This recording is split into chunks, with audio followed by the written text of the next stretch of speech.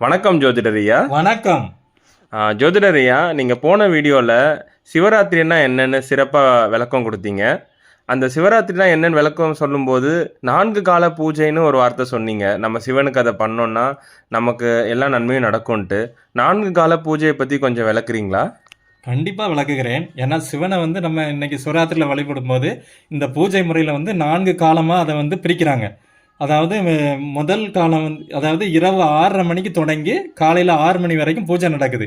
இந்த பூஜையில் பால், தயிர், நெய், வெண்ணெய், தேன், சந்தனம், வில்வம் மற்றும் சிவனுக்கு பிடித்த எல்லாவற்றையும் கொண்டு நாம் அபிஷேகம் செய்யலாம்.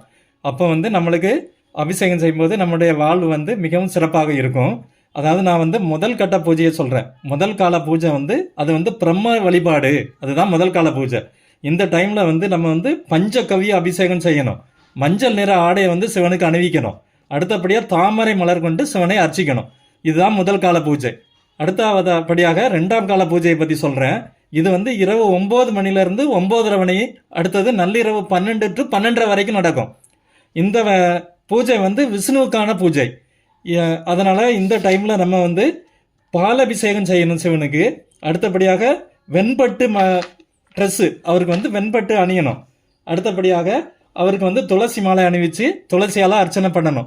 அடுத்தபடியாக 3ஆம் கால பூஜையை பற்றி சொல்கிறேன். அது நள்ளிரவு 12 to 12:30 வரைக்கும், அதுக்கப்புறம் அதிகாலை 3 to 3:30 வரைக்கும் நடக்கும். அது சிவனுடைய வழிபாடு இப்போ தான் தொடங்குது. இந்த சிவனை வழிபடும் போது நம்ம தயிர், தேன் போன்றவற்றால் அபிஷேகம் செய்யணும். அடுத்தது வில்வத்தை கொண்டு சிவனுக்கு அர்ச்சனை செய்யணும். அப்படின்னா நம்மளுக்கு சிவனருள் முழுமையாக கிடைக்கும். அடுத்தபடியாக 4ஆம் கால பூஜை. 4ஆம் கால பூஜை அதுவும் அதிகாலை 3 to 3:30 சொல்கிறாங்க.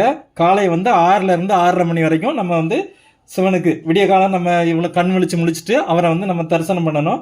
அப்போ சந்தனம், சர்க்கரை கொண்டு அபிஷேகம் செய்யணும். சிவலிங்க தரிசனம் செய்யணும். அதாவது எல்லாமே நம்ம செஞ்சு இந்த அபிஷேகம், ஆராதனை எல்லாத்தையும் நம்ம பார்த்தோன்னா நம்மளுக்கு எல்லா வளமும் கிடைக்கும்.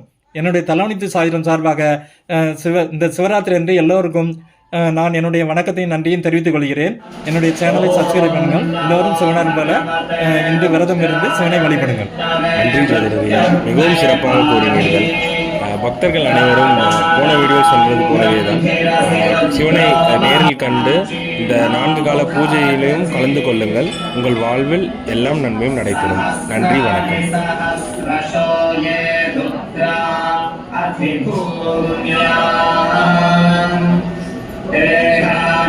सहस्रयो